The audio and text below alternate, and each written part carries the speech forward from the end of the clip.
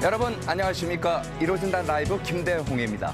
탄핵과 조기 대선이라는 정치적 소용돌이 이후에도 한국 정치의 앞날은 여전히 한 치 앞을 내다보기 힘듭니다.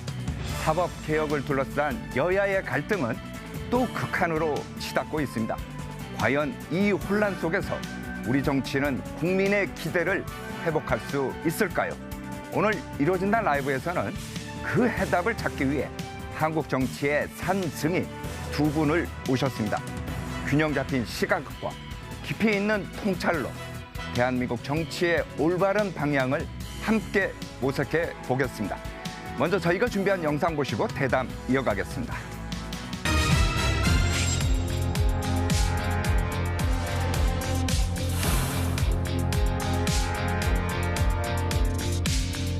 수사와 기소는 불가역적으로 분리됩니다. 검찰의 폭력적인 무소불위의 권력은 이제 휘두를 수 없게 됩니다. 수사기관 간의 업무 핑퐁만 늘어나게 되고 결과적으로 범죄 피해자인 국민들만 더 힘들게 하는 검찰 개혁이 과연 개혁이 맞습니까?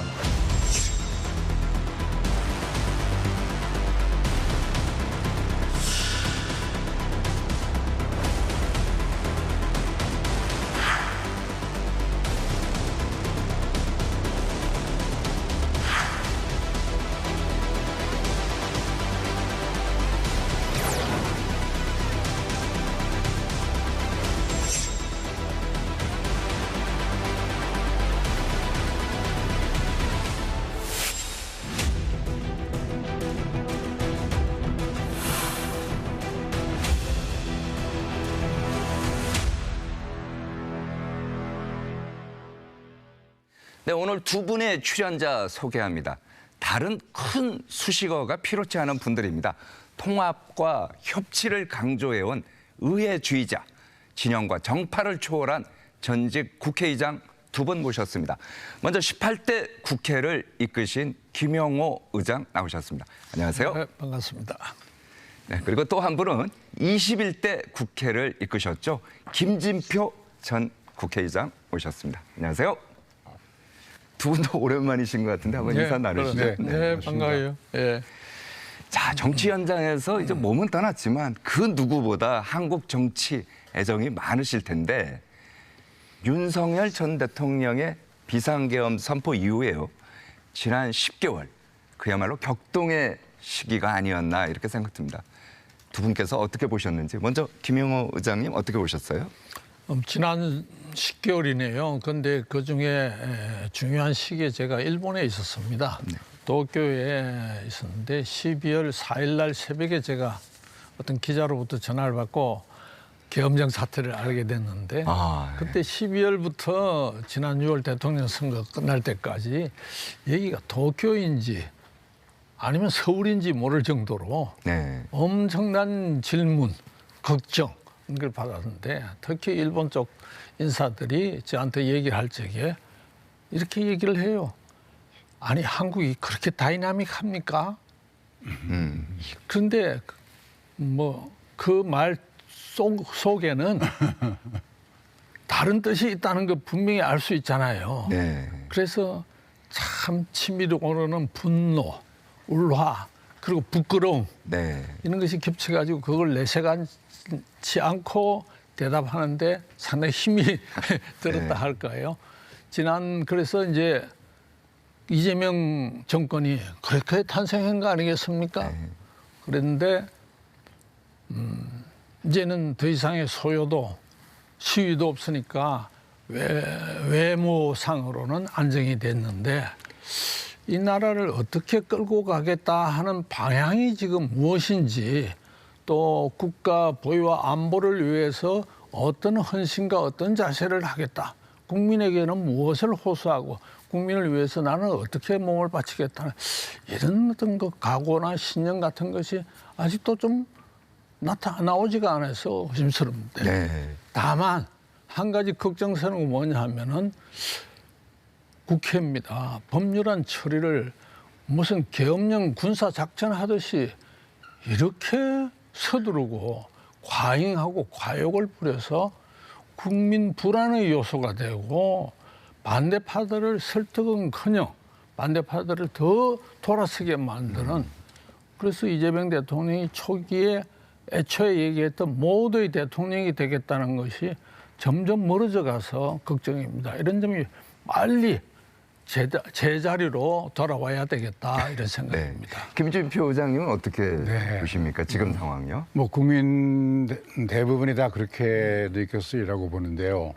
12월 3일 이후 대통령제를 채택한 헌법하에서 대통령이 고려되어 있다고 하는 것은 참 엄청난 일이 아닙니까? 그런 상황에서 트럼프 2기 행정부가 전 세계를 상대로 강력한 관세 전쟁을 선포하고 비유를 해보면 전 세계가 크게 치는 파도의 경랑 속에서 우리는 작은 배를 타고 가야 하는데 국민들이 그 배에 사공이 없는 그런 무정부 상태가 지속됐고 그나마 우리 국민들이 지혜롭게 또 민주주의를 다시 회복하고자 하는 뜨거운 열망으로 6월 선거를 통해서 이재명 정부가 탄생됐는데요.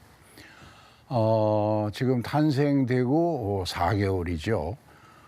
를 보면서 저는 그래도 생각했던 것보다 정말 걱정을 많이 했는데 생각했던 것보다는 그래도 잘하고 있다. 우선 역대 어떤 대통령보다도 취임 인사가 간결하고 국민들에게 저 희망을 줄 수 있는 취임사였다고 저는 생각하는 것이 취임사의 용어를 두 개의 단어로 종합해 보면 실용과 통합이거든요. 그거는 대통령 스스로가 현재 우리가 처한 여건과 환경이 국내적으로나 국제적으로나 워낙 힘들고 어려우니까 여기서는 김대중 정부의 정책이든 인물이든 또 박정희 정부의 정책이든 인물이든 소위 보수와 진보를 가리지 않고 나라를 위해서 필요한 것은 어느 것이나 선택해야 되고 그렇게 되도록 통합의 정치를 하겠다는 그 메시지는 참 좋았다고 생각하고 그것이 저는 앞으로 이재명 정부를 이 국가를 어려움 속에서 헤쳐나가게 만드는 하나의 그 정신, 하나의 방향이 되어야 한다고 생각합니다. 시간이 4개월밖에 안 됐지만 그동안 이제 이루어진 일이 내각을 인사 개편을 했고 또 정부 조직을 지금 시작하고 있는데 그 내각 인사 개편은 그런대로 과거 특히 윤석열 정부에 비하면 훨씬 더 다양한 분야의 전문가들이 내각에 많이 합류했다는 점에서 기대를 걸어보고요.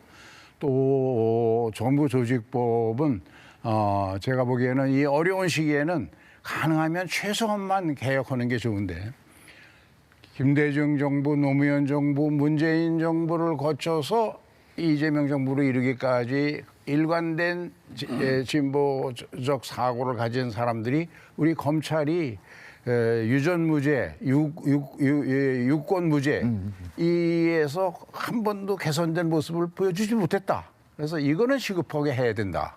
알겠습니다. 그러나 나머지는 좀 뒤로 미루고 이 어려운 시기를 극복하도록 통합의 정치를 해야 되지 않는가 하는 생각을 가지고 있습니다. 뭐 두 분 지금 뭐 말씀 잘 해주셨는데 특히 이제 두 의장께서는 외교 안보 쪽에서 또 이제 전문가시고 또 경제 쪽은 또 김준표 의장이 또 전문가시기 때문에 저희가 가장 시급한 것 중에 하나가 미국과의 관세 협상이 아닌가 이런 생각이 듭니다. 특히 3,500억 달러 이거를 두고 대미 투자를 두고 아직까지도 양국 간에 어떤 합의점을 찾지 못한 것 같아요. 그래서 이제 이 프로그램 보시는 시청자분들께서도 이게 굉장히 걱정을 많이 하는데 김용호 의장께서는 18대 의장 당시에 한미 FTA 국회 비준안 처리 이거 좀 굉장히 뜨겁지 않았습니까? 그 당시 그 지혜를 가지고 이 문제를 좀 해결할 수 있지 않을까 이런 생각도 드는데 어떻게 보십니까? 이 한미 지금 협상이라는 건 관세 협상이라는 거는 굉장히 역대 어떤 정부 어떤 정권 시절에도 없었을 정도로 아주 심각하고 또 중대하고 또 어려운 문제입니다. 그런데 유감스럽게도 이 정권이 바뀌자마자 이런 걸 봉착하고 나니까 지금 과연 믿을 만한 이런 협상 전문가가 보이지 않는다. 협상 전문가가 네. 보이지 않는다. 우리나라에 네.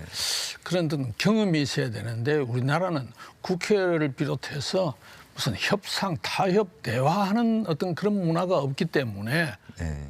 이런 중대한 협상도 전문가적인 없어요. 지식만 가지고 되는 거 아니거든요. 뭐 이 자리에 앉아서 결혼하기는 조금 이상합니다만 우리 김진표 의장 같은 분이 그런 것을 주도하면은 아마 잘 될 거예요. 이 경륜과 소신과 경험도 있고 또 지혜도 있으니까. 아무튼 지금 3,500억이라는 것은 우리로서는 대단하고 거기에 또 부대 조건들을 굉장히 많이 달고 있지 않습니까? 네. 이게 돌파할 수 있는 의지가 또 능력과 경륜도 안 보여요. 이럴 때는 어떻게 하느냐. 한 가지 방법이 있기는 있는데 이거 지금 아주 쉬운 방법인데 안 하려고 해요. 뭐냐. 대한민국 국회를 활용하는 겁니다.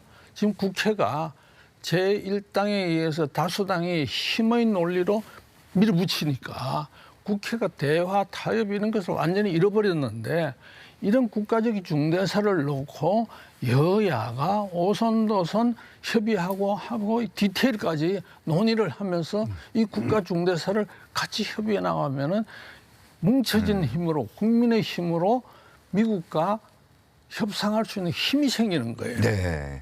그런데 이것을 할 당은 누구냐? 민주당이 해야 되거든요.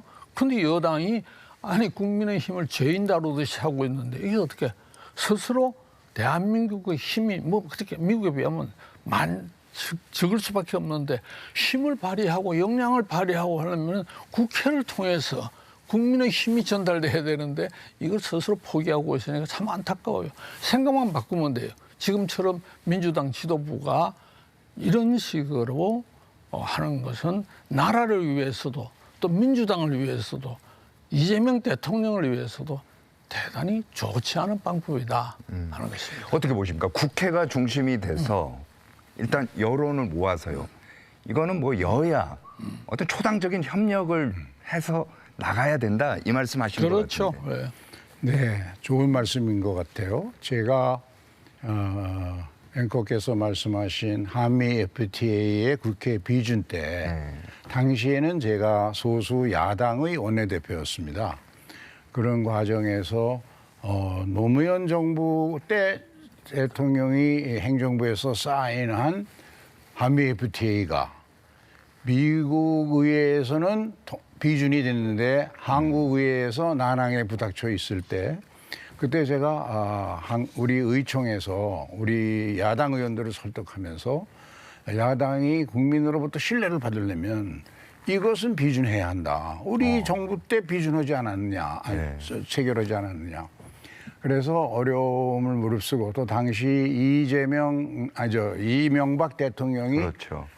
야당 의총에 오셔서 이 안을 한미 FTA를 야당의 요구를 받아서 앞으로 곧 이렇게 개정해 나가겠다라고 약속하는 것을 전제로 해서 국회에서 비준된 경험이 있습니다. 마찬가지로 지금 어려운 과제고 우리나라만 어려운 게 아니라 일본도 굉장히 힘든 과제를 또 안았습니다. 5,500억 달러의 캐시 지불인데요. 그러나 일본은 대환성이 확보돼 있고 우리는 통화가 그런 역할을 못해서 지금 무제한 통화 수화부를 요청하고 있지 않습니까? 그게 되더라도 우리한테는 벅찬 과제입니다. 다만 대미 투자라고 하는 것은 우리가 강한 한 7개에서 10개 정도의 제조업 업종에 종사하는 기업들 입장에서는 세계에 있는 경쟁자들보다 더 좋은 기회를 가졌다는 블레싱의 측면도 있거든요. 그런 점에서 이것을 무리 안 가게 잘 투자를 관리해 나갈 수만 있다면 저는 이것이 한국의 제조업의 경쟁력을 지속할 수 있는 좋은 기회가 되는데 그러려면 우리나라의 많은 전문가들이 우려하고 걱정하는 것이 전문가 한 사람 한 사람이 트럼프 행정부를 설득할 능력은 없거든요. 우리 국회를 통해서 언론을 통해서 미국 의회와 미국 대통령에게 잘 전달된다면 이것이 결국 의회의 목적도 이런 어려운 시기에는 나라가 잘 되도록 어떻게 힘을 모으냐.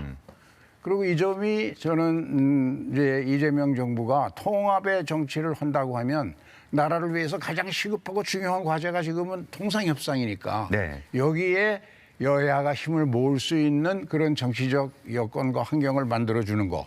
이건 굉장히 필요하고 중요하다고 생각합니다. 알겠습니다. 바로 그 점에서 이재명 대통령의 역할이 있는 거예요. 대통령의 역할이 있다. 대통령이 통합과 상생과 협치를 대통령이 강조하셨잖아요. 네. 바로 이런 점에서 지금 민주당의 행태에 대해서 이재명이 대통령이 준엄하게 얘기를 해야 되고 이렇거나 이런 상황에서 국민의힘이 협조를 하고 싶도 협치를 하고 싶도 할 수가 있습니까? 못하죠. 그래서 이재명 대통령이 분명히 말씀을 하시고 또 민주당 지도부가 야당을 옥죄고 죄인 취급하고 해산 심지어는 해산당해야 한다고 하는 이런 망발을 하면 그것을 빨리 사과해야 됩니다. 그런 전제가 성립되었을 때 여야 간의 협치가 가능할 뿐만 아니라 네네. 미국에 대해서 우리가 공동으로 힘을 모아서 대응할 수 있게 되는 거죠. 네, 저도 한 말씀 드리고 싶은 것은 모든 일은 상대적이지요. 특히 정치는 그렇습니다. 그런데 대전제가 되는 그런 것 김영호 의장의 말씀처럼 대통령이나 여권의 지도부가 그런 자세를 가져야 한다는 건 공감을 하는데 그게 가능하려면 적어도 국민의 선택에 의해서 또 헌법재판소의 헌법적 절차에 따라서 전임 대통령이 파면되고 그에 따라 선거가 치루어지고 그리고 계엄이 불법이라고 하는 것이 헌법재판소 과정을 통해서 밝혀졌는데 아직도 야당의 상당수 다수 세력들이 내란 계엄의 그러니까 예를 들면 윤어게인이라는 정치적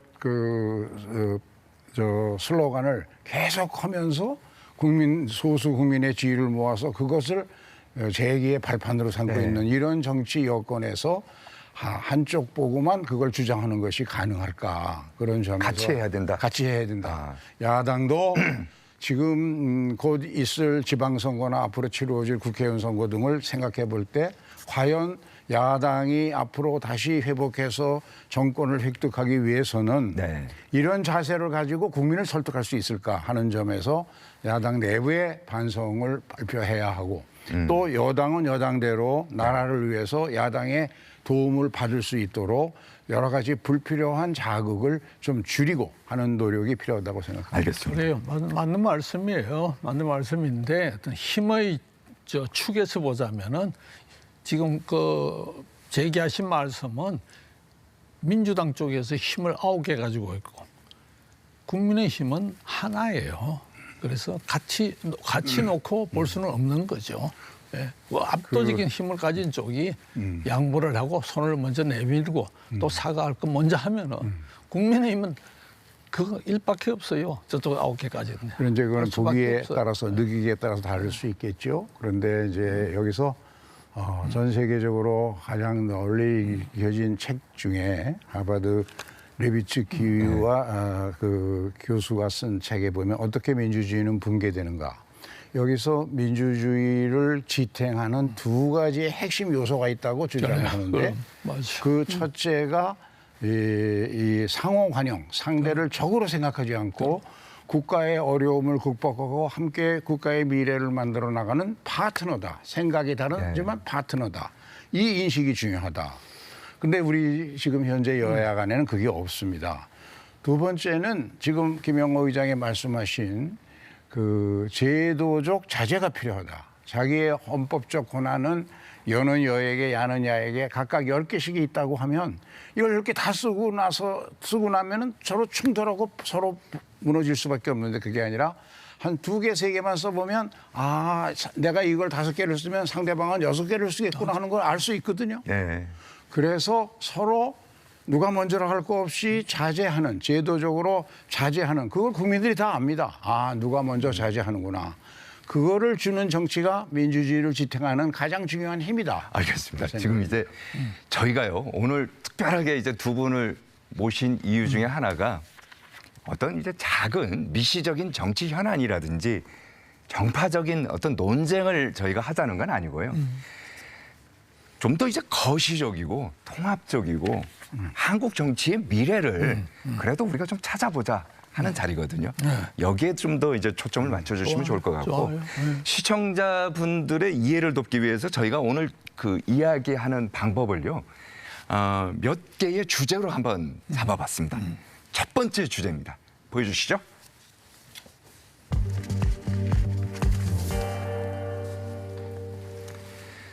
자, 비상계엄 후속 조치를 한번 보자. 지금 세 개의 특검이 동시 가동 중인데 현재까지 상황 어떻게 보십니까? 김영우 의장님. 예. 네. 3개 특검 동시 가동이다. 그야말로 이 비상 상황에서 발생할 수 있는 것이죠. 특검 하나 하기도 벅찬데. 그러다 보니까 특검 간의 과열 현상이 빚어지고 있어요.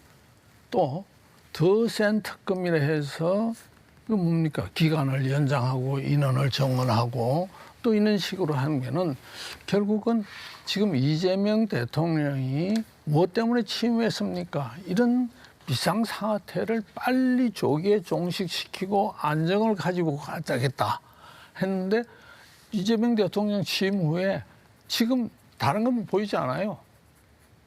특검과 민주당의 이 전횡만 보이게 된단 말이에요. 이건 국가의 안정을 굉장히 해칠 뿐만 아니라 국민을 불안하게 하는 요소가 되고 있어요.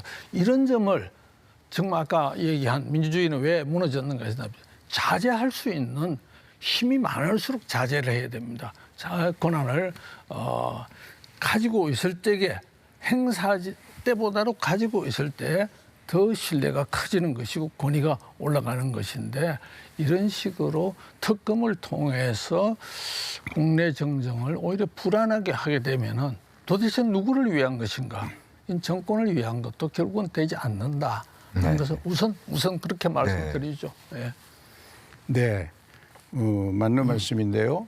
그러면 이제 이 특검이 세 개가 이 어려운 시기 6월 선거 이후에 국회에서 대법을 다 제일 최우선으로 그걸 통과시켜서 시행하게 된 이유가 있지요.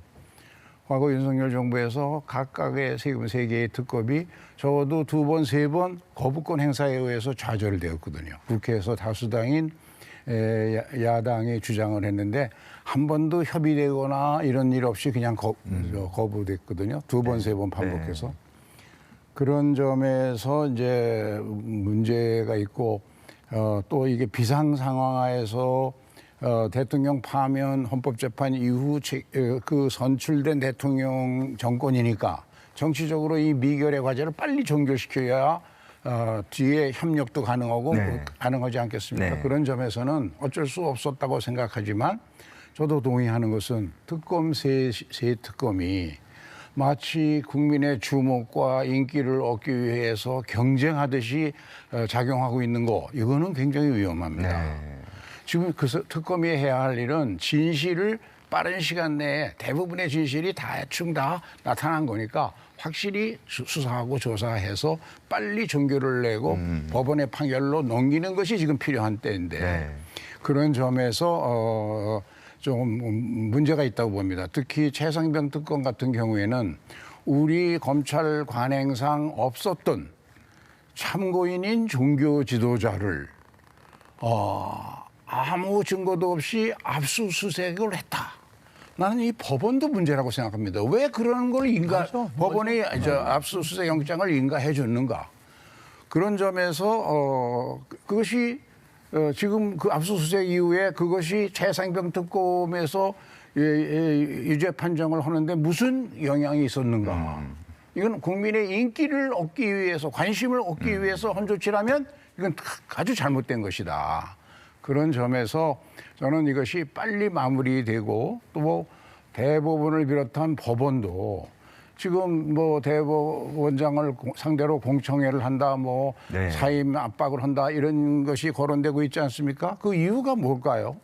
대법원장이 많은 국민들이 느끼기에 지난 6월 선거 직전의 과정에서 그렇게 대법원은 질질 국민 재판을 오래 끄는 것이 아주 고지화되어 있는 데가 오직 그 사건만은 신속하게 해가지고 유죄 판결을 내리려고 했지 않았는가라는 의심. 그런 것들이 있어서 생긴 문제니까 저는 무슨 특별재판부 신설 같은 문제도 대법원 안에서 결국 왜 그 얘기가 나올까? 신속하게 그리고 공정하게 재판을 마무리하자는 데 있는 거 아니겠습니까? 알겠습니다. 신속하고 공정하게 될 수 있는 법원 내부의 구성을 현 대법원장이 바꿔서 정치권의 요청에 답하면 그걸로 저는 종결될 수 있다고 봅니다. 알겠습니다. 이거 보면요. 검찰청 같은 경우는 이제 창설 78년 만에 역사 속으로 이제 사라집니다.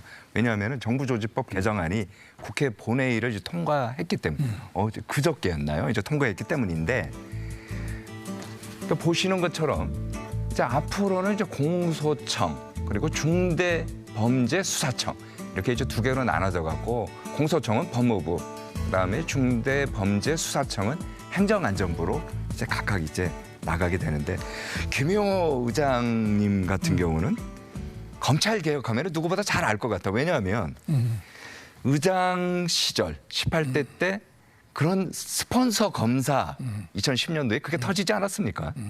그래서 그 당시에도 검찰 개혁은 필요하다고 하는데 어떻게 보십니까?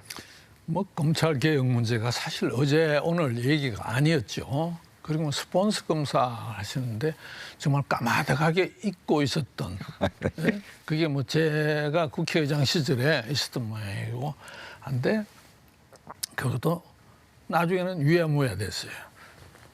근데 스폰서 검사는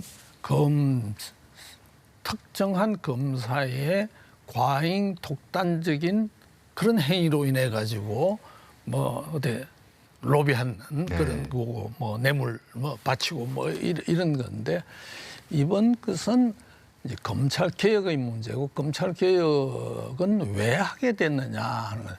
검찰 개혁 문제가 나온 지가 한 20년 이상 지났죠. 쭉 계속 나오는데 나오다가 말고 했습니다. 그런데 먼저 말씀드릴 것은 특별한 사람을 위해서 또는 특별한 목적을 위해서 법을 수시로 바꾸거나 고치는 것은 이건 대단히 위험한 발상이다 하는 것을 제가 먼저 전제를 하는 겁니다.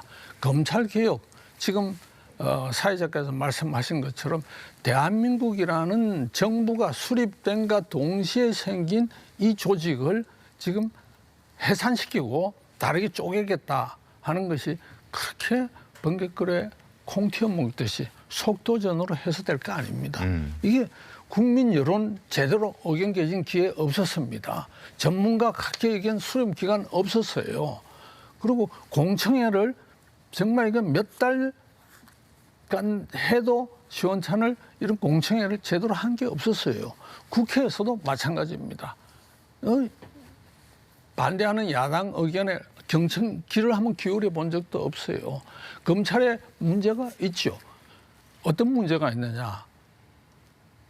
저는 권력의 최초에 집권 초기에 검찰은 권력의 가장 앞장에 서서 권력 추구라는 비아냥까지 들었다. 네.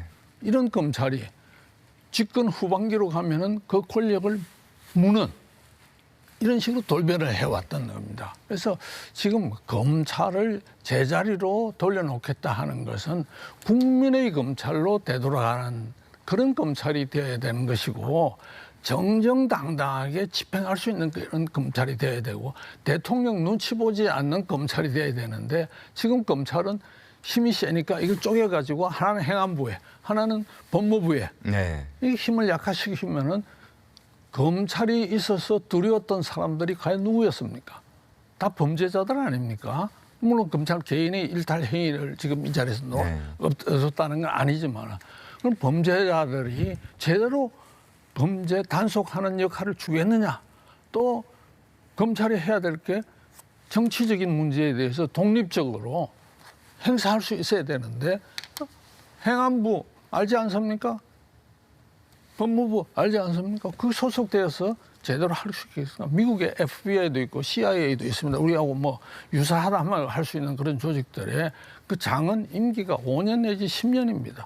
그리고 대통령이 비록 임명은 하지만 상원의 인준 절차가 대단히 까다롭습니다. 독립적으로 합니다. 정치적인 중립이 보장되지 않는 검찰의 개혁이라는 것은 이건 개혁이 아니고 네. 정권의 편에 그냥 시종하다가 말. 그럼 검사들의 사기도 제대로 살릴 수 없게 된다. 알겠습니다. 하는 것이 염려스러운 거죠. 알겠습니다. 네. 우리가 이제 검찰 개혁이 벌써 민주당 정권에서만 주장된 것이 김대중 정부 때 처음 얘기가 나왔었죠. 네. 못했습니다. 그때는 여소야대여서.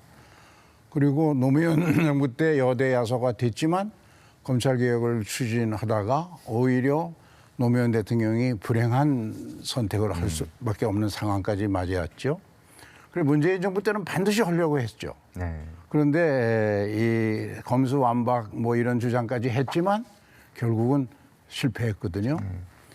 그런데 윤석열 대통령이 나는 사람에 충성하지 않는다라는 걸 마치 개인적인 캐치프레이즈처럼 가지고 집권을 했는데 그 뒤에 김건희 씨를 보호하기 위한 거부권 행사를 수십 번 행사하지 않았습니까? 공정한 검찰권을 행사했다고 생각하는 국민이 단 한 명이라도 있을까요? 그러니까 이 검찰개혁이라고 하는 것은 어디서 출발해야 하냐 하면 모든 견제받지 않는 권력은 반드시 남용된다. 네. 그 남용의 최대 희생자는 돈 없고 백 없는 국민이다. 여기에서 출발하는 거 아니겠습니까? 그래서 저는 시급하다고 생각을 합니다. 그런데 이제 지금 이 따라서 그리고 여기에는 다른 나라는 어떤가? 다른 모든 선진국은 수사권과 기소권이 원칙적으로 분리되어 있습니다. 그런데 그동안 세계에서 수사 기소권을 완전히 100% 자의적으로 행사했던 것이 검찰이었으니까 그런 점에서 수사권과 기소권을 분리하는 전제하에서 이제 새로운 검찰 제도를 만들어야 되는데 여기에서 저는 김영호 의장님 말씀에 동의하는 것이 새로운 수사기관은 네.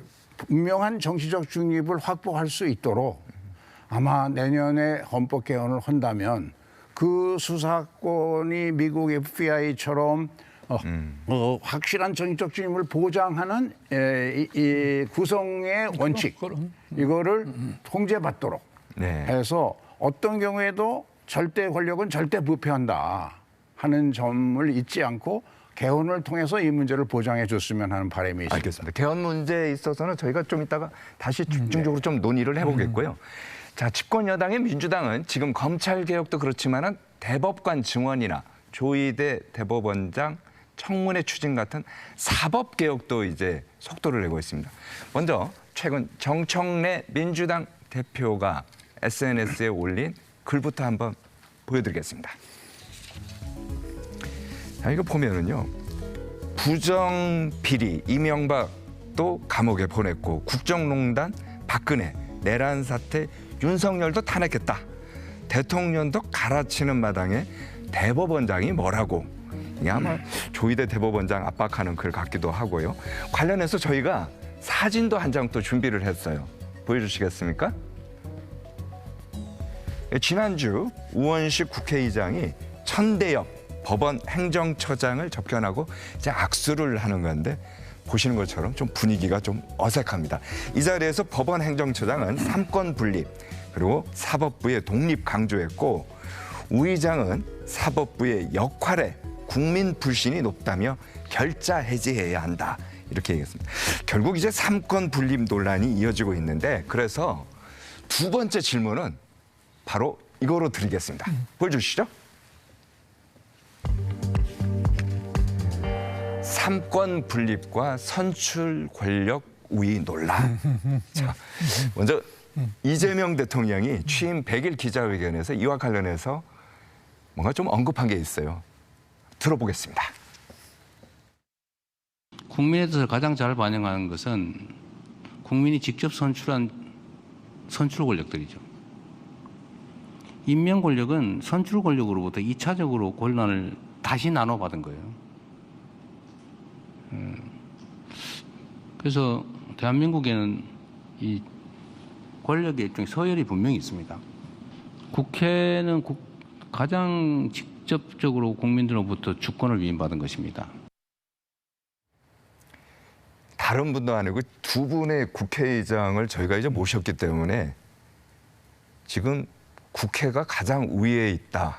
물론 이제 전체적인 맥락을 저희가 이제 다 보여드릴 수 없고 이 부분만 좀 강조를 한 겁니다만은 먼저 어떻게 보셨습니까? 그 대통령의 그 자리가 대한민국에서는 굉장히 가장 특수한 자리이기 때문에 대통령의 언행은 극히 신중하고 심중한 결정 끝에 나와야 되는데 이재명 대통령은 대단히 영리한 분이기 때문에 그냥 말씀이 많은 편이고 쉽게 나오는 그래서 가장 최근에 나온 발언 중에서 문제가 된 발언이 바로 저 발언이죠.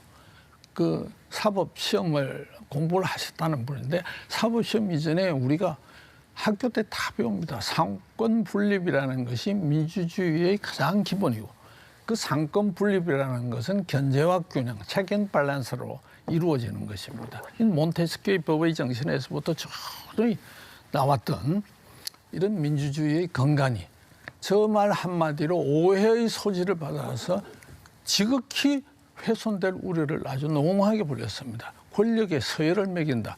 이건 공산 사회주의 국가에서나 있을 법한 그런 얘기거든요. 사법부가 입법부는 완전히 독립된 독자적인 행사를 해야 되는 것입니다. 국회에서 법을 만들면 따라서 하라. 자, 뭐 미국 예를 한번 들겠습니다. 다른 나라 선진 의회 민주주의 국가 마찬가지입니다. 다른 부처에 관한 법을 만들 적에는 그건 국회에서 만들어야 반드시 의논하고 협의하고 그쪽의 전문가들의 의견을 받아들이는 것입니다. 그래서 저 권력 서열 얘기는 뭐 진위가 어디에 있든지 간에 극히 잘못된 발언이다. 상권분립 민주주의 근간을 아주 기본적으로 흔드는 것입니다. 거기다가 지금 화면에 잠깐 나왔지만은 민주당 대표라는 분은 그야말로 민주주의 의식이 전혀 없는 사람인 것 같다 하는 생각이 대통령도 갈아치우는데 대법원장이 집까짓게 뭐라고 하는 이건 시중에 있는 잡배들도 이런 말을 함부로 써서는 안 되는데 공인이 공식 언어로 이렇게 쓴다는 것은 그 사람이 교양과 인격 수준도 걱정이 되지만은 민주당의 모습을 저런 식으로 격화시켜버리는 아주 저열화시켜버리는 게 돼버려서 대한민국의 민주주의가 지극히 후퇴하고 있을 뿐만 아니라 자칫 잘못하면 사법부가 흔들리면 마지막 민주주의의 보루인 사법부가 흔들린다는 것은 대한민국의 민주주의가 아니고 바로 독재로 갈 가능성이 농후하다 하는 점에서 빨리 사고방식을 바꿔야 됩니다. 사법시험을 공부했던 사람들이 전부 지금 법기술자 비슷하게 되어가고 있어서 이것도 참 안타깝습니다. 알겠습니다. 법기술자 이전에 사법시험 준비하고 공부했던 그 자세, 국가를 위해서 봉사하고 정의를 세우겠다는 그 자세를 빨리 가다듬기를 바랍니다. 저도 이제 헌법 1조가 대한민국이 민주공화국이고 모든 권력이 국민으로부터 나온다. 다 지극히 기본적이고 당연한 말씀인데 그거에 비추어 보면 이재명 대통령이 선출 권력이 임명 권력보다 위에 있다는 말은 그 원리에 맞는 주장이라고 생각합니다. 다만 김영호 의장님이 걱정하시듯이 어떤 지위에 있는 사람이 그런 이야기를 할 때 현재의 여러 가지 상황, 시츄에이션에 비추어 볼 때 이것이 다른 현실적 정치적 목적으로 작동하지 않을까라는 우려 그런 것들이 있는 건 사실이죠. 저는 여기에서 한 가지 좀 덧붙이고 싶다면 제가 국회의장을 그만두는 날 인터뷰를 했는데 어느 언론 앵커께서 후배 정치인들에게 남겨주고 싶은 말을 사자성어로 얘기해보라고 얘기했어요. 그래서 내가 평소에 늘 생각하던 게 있어서 헌법기관이라는 걸 내가 얘기했더니 이 양반이 이해가 안 간다. 왜 뭐가 문제냐 그래서 국회의원들이 어디 갔어든지 가장 어깨가 으쓱하고 자부심이 있어 하는 단어가 당신은 헌법기관이다라는 거거든요. 네. 맞는 얘기입니다. 헌법에 의하여 선출 절차가 정해져 있는 기관이 국회밖에 없습니다. 그러면 자기를 뽑아준 헌법기관답게 행동해야죠. 자기를 뽑아준 그럼. 20만 명 유권자들, 20만 명 유권자들의 뜻에 맞게 해야 되는데 지금 많은 여든 야든 많은 정치인들이 행동하는 거를 보면 그 사람들의 일단 뽑히고 나면 그 사람들의 의사는 안중에도 없고 네. 다 자기를 공천해준 당 대표의 줄서기. 그럼. 또 그 당 대표나 여든 야든 지금 두 정당이 모두 그 지나치게 팬덤에게 의존하고 있지 않습니까? 팬덤 정치, 진영 정치의 폐해를 그대로 답습해서 하니까 진정한 나라의 미래를 위한 현안을 해결하기 위한 대화와 토론은 죽어버리고 올바른 소리를 하는 의원들이 여당도 없어지고 야당도 없어지고 있다. 네. 이 점에서 아마 저런 말이 당연한 말인데도 공감을 못 받을 것 같습니다. 그런 점에서 저는 이제는 이제 개헌을 할 때에 선출된 권력답게 행동하지 않을 때 그것을 어떻게 국민 소환을 한다든가 해서 국민 주권주의를 실질적으로 실천할 수 있는 시스템이 필요한 게 아닌가 하는 생각 네. 또 한번 같이 해봐야 될 때라고 생각합니다. 알겠습니다. 자, 여야를 중재한다는 게 참 어렵지 않습니까? 쉽지 않죠. 예, 쉽지 않아요. 네, 쉽지 않아요. 자, 김영호 의장은 그 어려웠던 미디어법 그 협상을 이제 중재하신 경험이 있으신데 당시 야당인 민주당은 물론이고 그 당시에는 여당이 이제 한나라당이었죠. 네, 맞아요. 한나라당도 의장을 엄청 압박하고 공격했더라고요. 그렇죠. 양쪽으로부터 엄청난 비판을 받았죠. 그렇죠. 그 관련된 뉴스 영상 저희가 좀 오래된 건데 저희가 한번 준비했습니다. 보시겠습니다. 쟁점 법안 직권 상정 여부를 놓고 여야가 모두 이 김영호 국회의장을 압박하고 있습니다. 김 의장의 고민이 깊어지고 있습니다. 국회의장실을 찾는 의원들의 발길은 온종일 분주했습니다. 여야 구분 없이 의장을 압박하기에 바빴습니다. 하지만 김영호 의장은 아예 자리를 비웠습니다. 오늘은 아예 직권상정을 하겠다, 안 하겠다와 같은 발언도 내놓지 않았습니다. 다만 의장실 관계자 등을 통해 국회와 의회 민주주의를 살리는 방향으로 반드시 결단을 내릴 것이라는 점만 재강조했습니다. 김 의장은 여야의 주말 협상 상황을 봐가면서 직권상정을 할 것인지 말 것인지, 한다면 미디어법도 할 것인지 어떤 식으로든 결단해야 합니다. 자, 보면은 지금은 머리가 이제 하얗게 되었습니다만은 저기 머리도 검고 참 젊었을 때 모습 같아요. 벌써 오랜 세월이 지났네. 2008년, 9년. 맞습니다. 그때 심정 어땠어요? 저는 우리 김 의장이나 저나 국회의장을 지낸 사람들은 기본적으로 의회 민주주의자입니다. 이 의회가 아까 헌법기관이라고 하는데 참 마음에 드는 그런 얘기인데 헌법기관으로서의 마지막 보루가 국회의장입니다. 우리 김진표 의장 때는 조금 달랐을지 모르겠습니다만 제 때는 국회의장이 아무 권한이 없어요. 오직 권한이 있다는 것은 사회 보는 거. 요즘도 사회로. 그리고 직권상정을 하는 것인데 다수당인 여당은 직권상정 빨리 해라. 야당하고 그렇죠. 토론 대화 필요 없다. 지금 빨리 해라 하는 거고 네. 야당은 직권상정 절대 하지 마라. 그러면서 또 야당은 대화 타협 안 하는 거예요. 왜냐하면 대화 타협해가지고 몇 프로 받아내봐야 그게 강성 지지자들한테 먹혀 들어가지를 않으니까.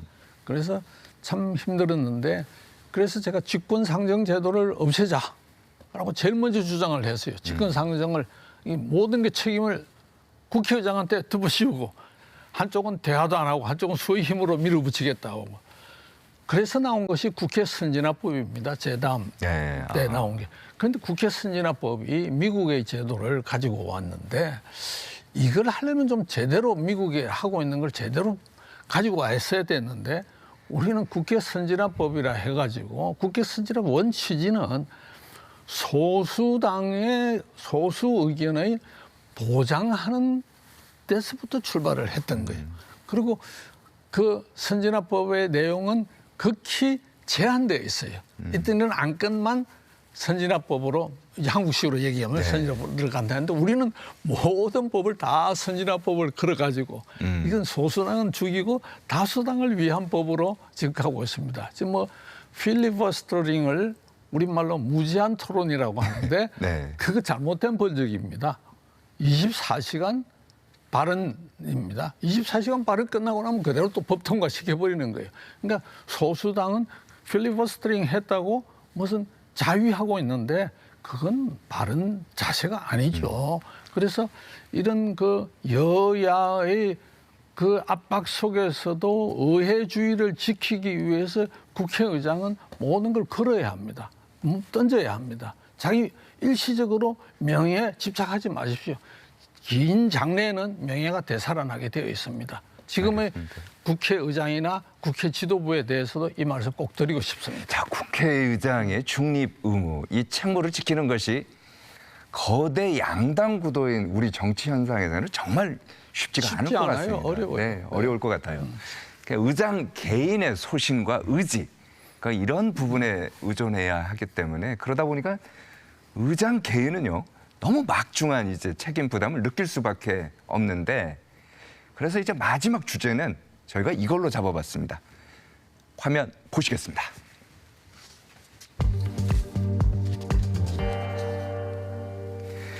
극한의 대결 구도, 정치 복원 어떻게 하냐.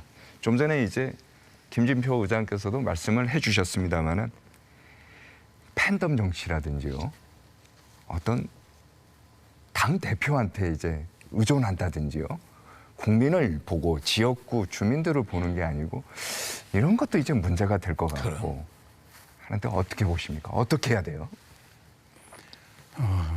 제 생각에는 아까 제가 인용했던 그 레비츠키 교수의 민주주의를 지키는 두 개의 핵심 요소가 첫째가 상호 관용, 상대를 네. 적이 아닌 파트너로 생각하자는 거하고 두 번째는 이제 제도적 자제를 하자. 제도적 자제를 하도록 권유하고 끝까지 제도적 자제를 하도록 마지막 힘까지 보태는 일이 국회의장의 역할이라고 생각합니다. 네. 그런데 이제 국회 선진화법을 제가 야당의 원내대표 할 때 당시 여당의 원내대표 황우여 대표하고 같이 협의해서 소위 동물국회 취급받았지 않습니까? 옛날에 그거는 없도록 만들자는 전제로 이걸 만들었는데 그 뒤에 여러 국회에서 정권에서 여야가 뒤바뀐 적도 많았는데 네. 그때마다 이게 동물국회 싸움은 없어졌는데 아무것도 못하는 식물국회가 돼버렸다. 동물에서 식물로 된 거. 그래서 이것을 제대로 돌아가게 만들자 해서 지금 보완이 이루어져 왔지요.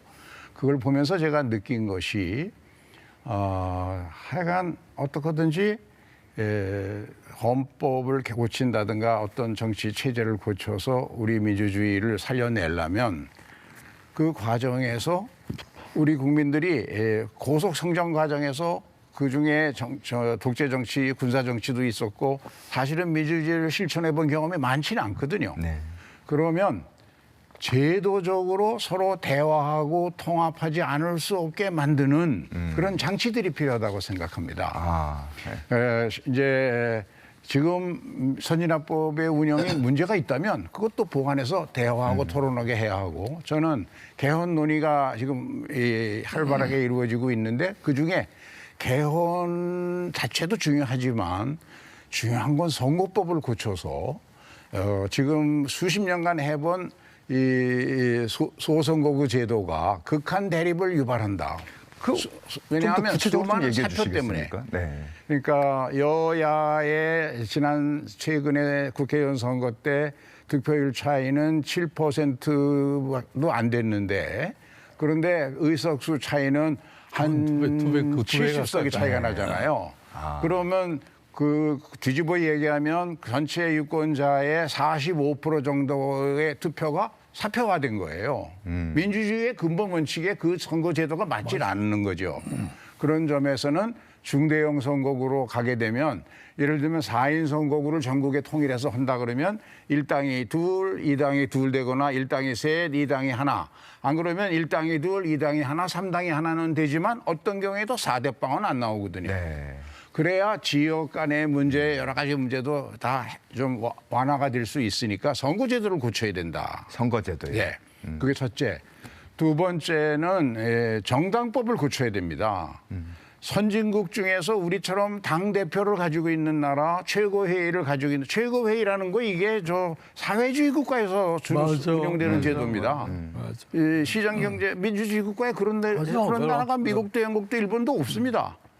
그러면 이 원내 정당화를 해야 된다. 김영호 의장님도 저하고 같은 의견이시던데 원내 정당화를 하려면 당대표 이런 거 정당법을 고쳐서 지금 우리 정당은요 민주주의의 근본을 해치는데 앞장서고 있는 사실상의 결과가 돼버렸어요. 왜냐하면 공천권을 행사하는 걸 통해서 모든 정치인들을 자기 앞에 줄 서게 하고 그리고 그것이 팬덤 정치의 모든 신경을 다 거기에 쏟도록 강제하는 그런 효과가 있게 되거든요. 네. 그런데 그 정당의 운영비의 95%를 국민 세금으로 냅니다. 저는 이거는 헌법 정신에 맞지 않는다. 따라서 정당법을 우리도 이제는 민주주의를 오래 해봤으니까 한 20년 이상 했으니까 그러면 이 정당법을 선진민주국가에 맞추어서 원내 정당화하자. 원내대표 임기를 4년으로 하고 원칙적으로 원내대표가 매일 아침 회의를 여야 간에 하게 되면 각 당의 상임위원장과 여야 간사를 중심으로 원내에서 일어나고 있는 현안을 갖고 얘기하니까 상대를 정치적으로 공격하는데 모든 에너지를 들쓰게 되거든요. 그래야 대화와 타협의 정치가 이루어진다. 마지막 하나만 더 말씀드리고 싶은 것은 국회법을 고쳐야 됩니다. 국회법이요. 법사위가 저렇게 무소불위의 권한을 행사하도록 해서는 안 되고 법사위를 지금의 제 주장은 만일 양원제로 가면 제일 좋은데 양원제가 안 되면 단원제 하에서도 우리 예결위가 복수상임위원회거든요. 마찬가지로 법사위를 법제위와 사법위원회로 고쳐서 법사위 법무부나 검찰을 다루는 경찰을 다루는 그런 쪽은 따로 하고 위원회로 일반 법제위원회는 모든 상임위원회 안건이 반드시 거기 한번 거쳐서 본회의에 가도록 하는 시스템으로 고치고 국회법을 그다음에 그 법제위원회는 여야의 원내대표와 상임위원장과 간사로 구성해서 한 50명의 상임위원회를 만들어서 모든 안건이 반드시 거기서 한번 다시 숙고해야 단원제가 갖고 있는 치명적인 단점, 졸속 입법 폐해를 막을 수가 있습니다. 저 지금 이제 길게 말씀을 해주셨는데 요약하면 이거 같아요. 선거법, 정당법, 국회법 요 세 가지를 고쳐야 된다는데 정당법에 대해서는 김영호 의장도 굉장히 강조를 많이 하셨던 것 같아요. 뭐 정당법뿐 아니고 지금 우리 김 의장께서 말씀하신 거에 대해서 99% 제가 동의를 하고 동감이고 제가 오랫동안 생각해왔던 문제를 똑같이 지금 그래요? 그러니까 우리 국회에서 의장까지 한 사람은 의회 민주주의자가 될 수밖에 없고 모든 어떤 그 부정적인 요소들을 다 보니까요. 그래서 나는 전적으로 공감하고 뭐 한두 가지만 조금 덧붙이는 것이 어떤 그 예를 들어서 덧붙이자면은요. 그 우리 1구 1인제, 소선거구제, 성자독신 즉 당선된 사람은 한 표라도 많으면 당선되면은 천국을 가고 한 표라도 적으면 떨어진 사람은 지옥으로 떨어지는 거예요. 이거 고쳐져야 됩니다. 제가 국회 몇 대인지 기억이 안 나는데 무슨 성이 제가 긴가니까 김세표라고 합시다. 김세표라는 사람이 있었어요. 본명은 따로 있는데 왜? 그분 3표 차이로 당선됐거든요. 그래서 김세표예요. 예, 떨어진 사람은 그 사람은 국회 못 들어왔는데 그 사람이 이제 김 다음에 이세표예요. 예? 이세표요. 어떻게 3표로 몇만 명이 투표한 3표로 천국과 지옥을 가늠할 수 있습니까? 소선거구제의 극단적인 문제점이에요. 그리고 이걸 다수결로 하는 것은 다수결이라는 건 뭐냐? 아까 말씀하셨지만은 국회의원 유권자들의 그 차이라는 것은 불과 5, 6% 차이예요. 많아야 10% 이내입니다. 그것이 표로 의석으로 반영이 되지가 않고 있어요. 제가 일본에 있는 동안 일본의 선거가 3가지를 다 봤는데 전국 선거, 국회의원 선거도 나와가지고 지역선거에서 떨어진 사람인데도 불구하고 국회 배치 달고 들어왔어요. 어떻게 됐냐. 석패율 제도라는 게 있어가지고 아슬아슬하게 떨어진 사람은 다시 들어올 수 있는 거예요. 이게 뭐냐. 사표를 방지하기 위해서 각국은 뭐 일본뿐만 아니라 모든 독일이 가장 대표적이죠. 열심히 노력을 해가지고 제도 개선을 하는데 우리는 당선만 되면은 최고고 낙선되면 그냥 지옥행이니까 극단적인 대결 정치가 오지 않을 수가 없게 되는 이런 거예요. 그리고 상대를 무시하고 상대를 절멸시켜야 내가 이긴다 하는 것이 대통령 선거부터 대통령 선거도 마찬가지입니다. 이번에 득표율 차이가 많지만은 대통령 선거도 대통령도 국민 투표자의 50% 못 얻었어요. 국민 전체 유권자로 치면 훨씬 더 부족합니다. 그리고 정권을 다 휘두릅니다. 그래서 쌓아나갈 수 있는 자기를 지지하지 않았던 사람도 여전히 대한민국 국민이고 설사 다른 생각을 한다라도 대한민국 국민의 생각이니까 포용하고 협의해서 소선거구제 이거 뜯어고쳐야 되는 것입니다. 승자 독식 구조 이것이 우리 정치를 이렇게 만드는 것이죠. 정당 말씀하셨지만은 정당에 지금 뭐 대표가 어디 있습니까? 민주주의 하는 나라에서 최고위원이 어디 있어요? 예? 사무총장이 어디 있어요? 미국 아니 대통령제 하려면은 미국처럼 정당에서 원내대표 중심으로 몰아가든지 그렇지 않고 대표도 뜨고 뭐 하려면은 아니 의원 내각제로 하든지 이렇게 해야지. 우리는 이쪽도 아니고 저쪽도 아니고 갖다 놔가지고는 국회의원들 발목 잡기 위해서 정당이 존재하고 즉 정당의 당론을 사사건건 당론을 해서 오늘은 찬성해라 오늘은 반대해라 이렇게 하는 나라도 의회 민주주의 국가에서는 드문 겁니다. 그래서 알겠습니다. 이런 것을 우리가 뻔한 걸 두고 고쳐나가지 않으면 안 되고 마지막 하나만 국회가 가장 신뢰받지 못하고 있는 겁니다. 아까 뭐 국회의장이 사법부 불신 얘기했는데 국회야말로 가장 신뢰받지 못하는데 수직 검증 보고 지금 나무라는 거예요. 국회가 어떤 식으로 신뢰받을 것인가, 국회의원의 윤리의식을 어떻게 실질적으로 확립할 것인가 이런 것에 대해서 국회는 무한한 책임감을 가지고 임해야 할 것이다 하는 말씀입니다. 제가 뭐 오늘 두 분 말씀 듣다 보니까요. 앞으로 1시간을 더 해도 시간이 부족할 것 같습니다. 시간이 벌써 다 됐는데 마지막으로요. 미처 못다한 말씀이 있다면 짧게 부탁드리겠습니다. 김진표 부장님. 네, 우선 이제 많은 국민들의 공감대가 있는 개헌 그리고 이제는 개헌으로만은 안 되고 개헌을 뒷받침할 수 있는 정치 개혁 법안들, 선거법, 정당법, 국회법 이것을 선진국가의 틀에 맞춰서 고쳐져야 한다는 걸 전제로 하는데 문제는 그렇게까지 가는데 또 시간이 필요하거든요. 지금 나라가 너무 어려운 상황에서 가고 있으니까 그런 점에서 저는 다시 한번 여든 야든 좀 국민들이 다 아니까 제도적으로 자제하는 노력, 자기 권한을 10개 다 안 쓰고 2개, 3개만 쓰면 서로 상대방의 입장을 아니까 만나서 대화하고 타협하는 그런 노력을 해달라는 걸 부탁하고 싶고 국민들에게 당부드리고 싶은 것은 싸움 잘하는 사람을 뽑는 게 국회의원의 목적이 아니라 대화와 타협을 통해서 성숙한 민주주의를 이끌어 나갈 그런 사람을 국회의원으로 뽑아달라고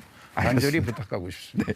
예, 시간이 없으니까 저도 간단하게 말씀. 오늘 개헌이 주제가 될 줄 알았는데 개헌 얘기 미처 못 들어갔는데 저희가 다시 한번 모실게요. 개헌에 대해서 한 말씀만 드리겠습니다. 지금 무슨 개헌하면 뭐 4년 중임제를 하느냐, 총리를 어디서 뽑느냐 하는데 이게 지연 말단입니다.